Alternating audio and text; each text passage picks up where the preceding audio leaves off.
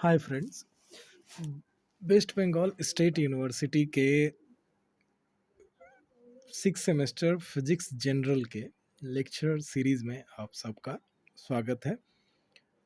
Barasat state university या west Bengal state university के six semester का जो फिजिक्स जनरल का सिलेबस है, उनके जो भी कोर्स ऑप्शंस हैं उसमें न्यूक्लियर एंड पार्टिकल फिजिक्स सबसे इजी पड़ेगा, क्योंकि यहाँ पर मेनली हम लोग को थ्योरी लेकर डिस्कस करना है। थ्योरीज के बारे में ही ज़्यादा कोई प्रैक्टिकल नहीं है, और ये थ्योरी जो है वो सब इजी है। तो इसमें जो भी चैप्टर्स हैं, मैं ट्राई करूँगा कि आने वाले लेक्चर में सभी चैप्टर्स को पूरी तरह से कवर करूँ, प्रत्येक सिलेबस के प्रत्येक टॉपिक को लेकर कब डिस्कशन करूँ। साथ ही साथ प्रत्येक वीडियो के डिस्क्रिप्शन में मैं हैंड रिटन नोट्स आप लोग को प्रोवाइड कर दूंगा। क्वेश्चंस, न्यूमेरिकल्स, ये सब हम लोग डिस्कस करेंगे। तो फर्स्ट हम लोग स्टार्ट करते हैं न्यूक्लियर एंड पार्टिकल फिजिक्स का पहला चैप्टर जो है, ये बहुत ही छोटा चैप्टर है, एकदम बेसिक इंट्रोडक्टरी चैप्टर है। इसमें हम लोग कुछ प्रिलिमिनरी टॉपिक्स के बारे में डिस्कस करेंगे। तो जो सिलेबस है उसमें 3 टॉपिक दिए हैं। एक है मास एनर्जी इक्विवेलेंस का रिव्यू, दूसरा है क्वांटम टनलिंग, और थर्ड जो है सेमीकंडक्टर्स की कुछ प्रॉपर्टीज़ को देखना। तो फर्स्ट हम लोग मास एनर्जी इक्विवेलेंस के बारे में देखते हैं। तो मास एनर्जी इक्विवेलेंस के बारे में जानकारी आइंस्टाइन ने दी थी। आइंस्टाइन ने एक स्पेशल थ्योरी ऑफ रिलेटिविटी दिया था, उसमें मास एनर्जी इक्विवेलेंस के बारे में बताया था। आइंस्टाइन ने बोला था कि अगर किसी रिएक्शन में, वो केमिकल हो सकता है या न्यूक्लियर रिएक्शन में, किसी पार्टिकल का मास अगर डिक्रीज करता है, पार्टिकल का मास घटता है, तो वह मास डायरेक्टली एनर्जी में कन्वर्ट हो जाता है। ठीक ना? यानी मास को हम लोग इजीली एनर्जी में कन्वर्ट कर सकते हैं। और फिर देखेंगे कि इसका उल्टा भी पॉसिबल है, एनर्जी को भी मास में कन्वर्ट किया जा सकता है। और आइंस्टाइन ने जो रिलेशन दिया था मास एनर्जी इक्विवेलेंस का, वो इस तरह का है, E equals to M C square. ठीक ना? ये हम लोग सबको ही जानते हैं ये रिलेशन। यहाँ पर m जो है वही चेंज इन मास या डिक्रीज इन मास हो गया, E जो हो गया एनर्जी प्रोड्यूस्ड, और C जो हो गया स्पीड ऑफ लाइट हो गया। ठीक ना? तो speed of light in vacuum हम लोग जानते हैं, C का वैल्यू जो होता है वो 3 × 10⁸ मीटर पर सेकंड के बराबर बराबर होता है। ठीक ना? तो ये हो गया आइंस्टाइन का मास एनर्जी इक्विवेलेंस या मास एनर्जी इक्विवेलेंस का बेसिक आइडिया। तो ये टॉपिक हम लोग के न्यूक्लियर फिजिक्स में क्यों दिया हुआ है? तो न्यूक्लियर फिजिक्स में जहाँ जहाँ पर हम लोग को एनर्जी निकालना है, जैसे बाइंडिंग एनर्जी एक हम लोग पढ़ेंगे, फिर न्यूक्लियर रिएक्शंस में एनर्जी देखेंगे, तो वहाँ पर हम लोग इस रिलेशन का E equals to M C square का यूज़ करके आसानी से एनर्जी निकाल सकते हैं। ठीक है? तो क्योंकि जो भी न्यूक्लियर रिएक्शंस हैं वहाँ पर कुछ ना कुछ मास का डिक्रीमेंट होता है, मास डिक्रीज करता है न्यूक्लियर पार्टिकल्स का, जिसको हम लोग इस रिलेशन से इजीली एनर्जी में कन्वर्ट करके दिखा सकते हैं कि कितना एनर्जी डेवलप हुआ। दूसरा है क्वांटम टनलिंग। क्वांटम टनलिंग को हम लोग थोड़ा पहले सिंपल वे में समझने का कोशिश करते हैं। मान लिया गया कि यहाँ पर हम लोग जंप कर सकते हैं ऊपर नीचे। ठीक ना? जंप करके हम लोग मैक्सिमम 5 जूल का एनर्जी एक्वायर कर सकते हैं। ठीक ना? कितना भी कूदे हम लोग का एनर्जी 5 जूल से ज़्यादा नहीं जा सकता है। और हम लोग के सामने एक दीवार है, दीवार का पोटेंशियल एनर्जी 10 जूल है। मतलब कोई अगर इस दीवार को क्रॉस करना चाहता है तो उसके पास एनर्जी कितना रहना चाहिए? 10 जूल रहेगा, तब वो दीवार को पार करके दूसरे साइड जा सकता है। तो अगर क्लासिकल थ्योरी के हिसाब से कहा जाए तो हम लोग कितना भी जंप करें, हम लोग का मैक्सिमम एनर्जी कितना है? 5 जूल है, उससे ज़्यादा नहीं हो सकता है। यानी हम लोग इस दीवार को क्रॉस नहीं कर सकते हैं। ठीक ना? तो क्लासिकल थ्योरी या क्लासिकल मैकेनिक्स के हिसाब से कोई भी पार्टिकल जिसका एनर्जी सामने के बैरियर से, बैरियर मतलब वॉल हो गया, कोई एक ऐसा मीडियम, जैसे मान लीजिए कि अगर करंट के लिए देखा जाए तो सामने इंसुलेटर या बड़ा रेसिस्टेंस हो सकता है। ठीक ना? अगर हम लोग मान लिया जाए कि किसी वेव के लिए पकड़ रहे हैं, मैकेनिकल वेव के लिए, तो वैक्यूम मीडियम हो सकता है, मतलब रुकावट एक तरह का। ठीक ना? तो अगर रुकावट का एनर्जी, बैरियर का एनर्जी ज़्यादा है और पार्टिकल का एनर्जी कम है, तो वह पार्टिकल कभी भी उस बैरियर को क्रॉस करके नहीं जा सकता, उस रुकावट को करके क्रॉस करके नहीं जा सकता है। ठीक ना? तो ये क्लासिकल फिजिक्स के हिसाब से, क्लासिकल मैकेनिक्स के हिसाब से एकदम सही बात है। ठीक है। जैसे मान लिया जाए कि एक बड़ा नाला है या बड़ी नदी है, तो आप अगर जंप करें एक साइड से दूसरे साइड में, तो कितना भी प्रयास कर लिए आप जंप करके दूसरे साइड नहीं जा सकते। क्यों? क्योंकि नदी अगर ज़्यादा चौड़ी है, यानी उसका पोटेंशियल, उसको क्रॉस करने का पोटेंशियल एनर्जी या एनर्जी ज़्यादा है, वो बैरियर ज़्यादा है, और हम लोग कितना भी जंप करें तो उतना एनर्जी एक्वायर नहीं कर सकते, तो हम लोग कितना भी जंप करने की कोशिश करें नदी में गिर ही जाएंगे। ठीक ना? ये सिंपल क्लासिकल मैकेनिक्स की बात गई। लेकिन क्वांटम मैकेनिक्स के हिसाब से कोई भी कम एनर्जी वाला पार्टिकल भी ज़्यादा एनर्जी वाले बैरियर को एक टनल बनाकर क्रॉस कर सकता है। यहाँ से एक टनल बनाकर इस पार से उस पार जाया जा सकता है, क्वांटम मैकेनिक्स के थ्योरी के हिसाब से। इसी को हम लोग क्वांटम टनलिंग के नाम से जानते हैं। यहाँ पर एक ड्राइंग के हिसाब से दिखाया गया है। यहाँ पर सामने एक बैरियर दिया गया है, एक छोटा सा ऑब्जेक्ट दिया गया है, बैरियर, रुकावट कुछ भी, जैसे यहाँ पर पहाड़ जैसा कुछ दिखा दिया गया।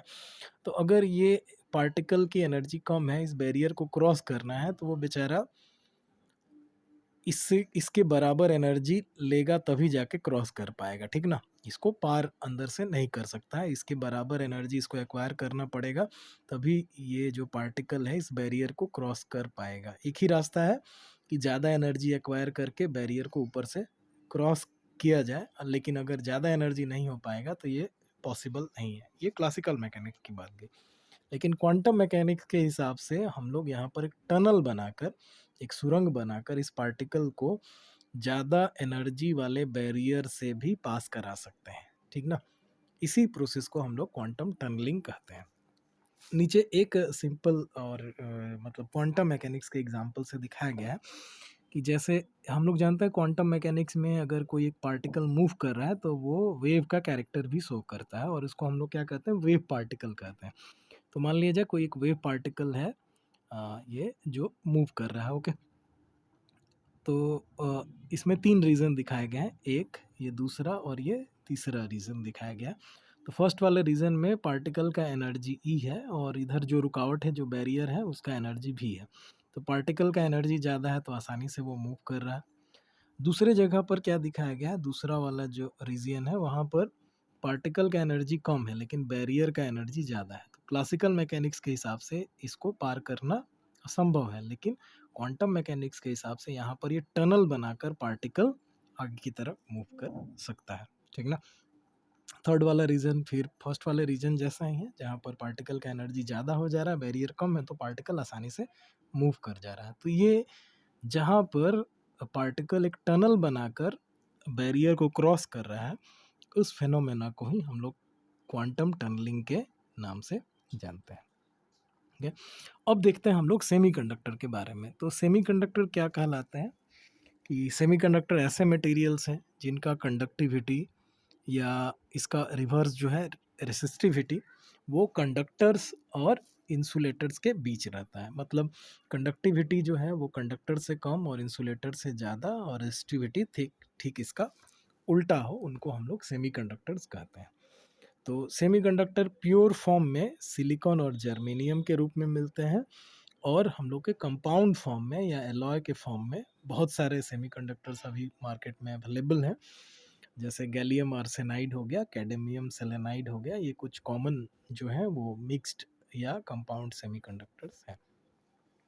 सेमीकंडक्टर जो है वो बहुत इंपॉर्टेंट मटेरियल्स है, क्योंकि हम लोग जानते हैं कि सेमीकंडक्टर के हेल्प से डायोड, ट्रांजिस्टर्स, ऑसिलेटर्स, बहुत तरह के सिस्टम तैयार होते हैं, बहुत तरह के इंस्ट्रूमेंट तैयार होते हैं, और हमारे जितने भी इलेक्ट्रॉनिक गैजेट्स हैं ये सब डायोड, ट्रांजिस्टर्स, ऑसिलेटर्स और बहुत तरह के सेमीकंडक्टिंग डिवाइसेस के ऊपर ही काम करते हैं। सेमीकंडक्टर की सबसे खासियत बात है डोपिंग।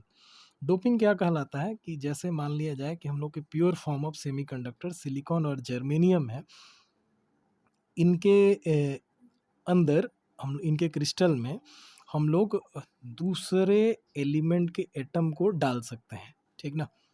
जिसको हम लोग इम्प्योरिटी एडिशन भी कहते हैं। जैसे मान लीजिए सिलिकॉन का कोई क्रिस्टल है, उसके अंदर हम लोग कार्बन का एटम या एल्युमिनियम का एटम इस तरह से डाल सकते हैं, जिसको हम लोग इम्प्योरिटी एडिशन या डोपिंग कहते हैं। तो डोपिंग करके हम लोग सेमीकंडक्टर्स की कंडक्टिविटी को ईज़िली कंट्रोल कर सकते हैं, चेंज कर सकते हैं, अपने हिसाब से मॉडिफ़ाई कर सकते हैं और इसी कारण सेमीकंडक्टर ज़्यादा यूज़ होते हैं, सेमीकंडक्टर ज़्यादा एप्लीकेबल है क्योंकि डोपिंग करके हम लोग इनकी कंडक्टिविटी को अपने हिसाब से चेंज कर सकते हैं। अब कुछ प्रॉपर्टीज़ देखते हैं सेमीकंडक्टर्स की।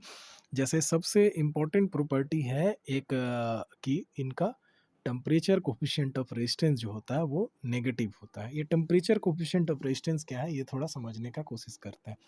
जैसे मान लिया जाए कि कोई मटेरियल का रेजिस्टेंस R1 है जब उसका टेम्परेचर T1 डिग्री C था तब। अब टेम्परेचर को मान लिया हम लोग इंक्रीज कर दिया, ठीक ना, टेम्परेचर बढ़ा दिए, T2 डिग्री C कर दिए, तब इसका रेजिस्टेंस जो है हम लोग का R2 हो गया, ठीक है। तो यहाँ से टेम्परेचर कोफिशिएंट ऑफ रेजिस्टेंस कैसे डिफाइन करते हैं, इसको अल्फा से लिखते हैं। ये क्या होता है, चेंज इन रेजिस्टेंस, जितना रेजिस्टेंस में चेंज हुआ divided by original resistance into rise in temperature, ठीक है। तो अगर टेम्परेचर बढ़ने से रेजिस्टेंस राइज करेगा, रेजिस्टेंस ज़्यादा होगा तो अल्फ़ा का वैल्यू पॉजिटिव होगा।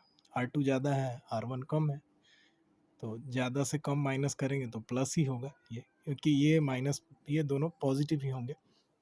अब मान लिया जाए कि कहीं पर रेजिस्टेंस अगर डिक्रीज कर जाता है ना, R2 कम हो गया, टेम्परेचर बढ़ा, रेजिस्टेंस घट गया, तो वहाँ पर अल्फ़ा का वैल्यू क्या हो जाएगा, नेगेटिव हो जाएगा। तो सेमीकंडक्टर ऐसे ही मटेरियल है जहाँ पर टेम्परेचर बढ़ने से रेजिस्टेंस घट जाता है, इसी कारण इनका टेम्परेचर कोफिशिएंट ऑफ रेजिस्टेंस जो है वो नेगेटिव होता है। अच्छा, अब जैसे हम लोग पढ़े हैं कि कंडक्टिविटी और उसका उल्टा रेजिस्टिविटी जो है वो इंसुलेटर और कंडक्टर के बीच रहता है इनका। डोपिंग करके हम लोग इनकी कंडक्टिविटी को चेंज कर सकते हैं, जनरली इंक्रीज कर सकते हैं हम लोग। एब्सोल्यूट जीरो टेम्परेचर पर ये इंसुलेटर की तरह बिहेव करते हैं, लेकिन नॉर्मल टेम्परेचर पर ये थोड़ी बहुत कंडक्टिविटी शो करते हैं, ठीक है। तो ये कुछ खास प्रॉपर्टीज़ हो गई।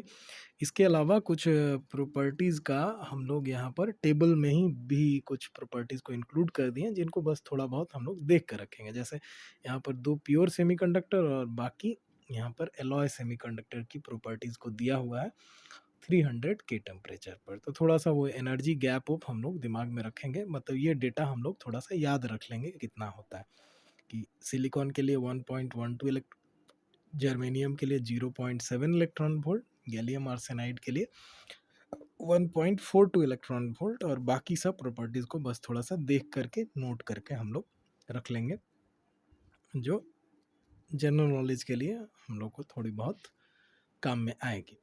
अच्छा, नेक्स्ट अब है कि एक क्लासिफिकेशन ऑफ सेमीकंडक्टर। सेमीकंडक्टर को मेनली हम लोग 2 पार्ट में क्लासीफाई कर सकते हैं। एक हम लोग देखे हैं कि प्योर फॉर्म में मिलता है सेमीकंडक्टर, सिलिकॉन और जर्मेनियम, जिसको हम लोग इंट्रिंसिक सेमीकंडक्टर भी कहते हैं। और एक प्रोसेस हम लोग पढ़े डोपिंग, तो अगर ये प्योर सेमीकंडक्टर के अंदर हम लोग डोपिंग कर दिया जाए तो वो इम्प्योर सेमीकंडक्टर में कन्वर्ट हो जाता है। डोपिंग हम लोग समझें कि अगर प्योर सेमीकंडक्टर के क्रिस्टल में बाहर से दूसरे एलिमेंट का एटम डाल दिया जाए तो वो डोपिंग कहलाता है। तो डोपिंग हो जाने से सेमीकंडक्टर इम्प्योर हो गया, या दूसरे लैंग्वेज में उसको एक्सट्रेंसिक भी कहा जाता है। अब ये डोपिंग जो है वो 2 तरह से होते हैं, और इसके आधार पर इम्प्योर सेमीकंडक्टर भी 2 तरह के होते हैं।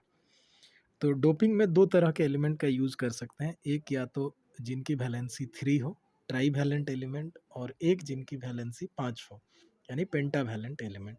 तो अगर ट्राई वैलेंट एलिमेंट कोई एक प्योर सेमीकंडक्टर के अंदर डोप किया जाता है, डाला जाता है, तो हम लोग को जो सेमीकंडक्टर मिलेगा वो पी टाइप कहलाएगा। और अगर पेंटावैलेंट डालते हैं तो जो सेमीकंडक्टर मिलता है उसको हम लोग एन टाइप ऑफ सेमीकंडक्टर कहते हैं, ठीक है। तो ये कुछ बेसिक आइडियाज़ हुआ हम लोग का सेमीकंडक्टर्स के बारे में, तो इनको हम लोग अच्छे से देख कर समझ के रखेंगे। तो इस चैप्टर में इतनी ही बातें थी। इस चैप्टर का सबसे इम्पोर्टेंट पार्ट जो है वो क्वांटम टनलिंग है। क्वांटम टनलिंग का डेफिनेशन दे सकता है एग्ज़ाम में, और आइंस्टाइन्स मास एनर्जी इक्विवेलेंस का हम लोग एप्लीकेशन देखेंगे जगह जगह पर। तो ये तीनों टॉपिक इसलिए फर्स्ट चैप्टर में दिए हैं कि nuclear nuclear and particle physics के अलग-अलग चैप्टर्स में इन सब के बारे में थोड़ा बहुत हम लोग पढ़ेंगे ही, तो इसीलिए पहला चैप्टर में थोड़ा बेसिक आइडिया दे दिया, ठीक ना? इसके वीडियो के डिस्क्रिप्शन में आपको नोट्स मिल जाएगा और अगले लेसन से हम लोग मेन जो न्यूक्लियर फिजिक्स है उसको पढ़ने का प्रयास करेंगे, ठीक है? तो थैंक यू।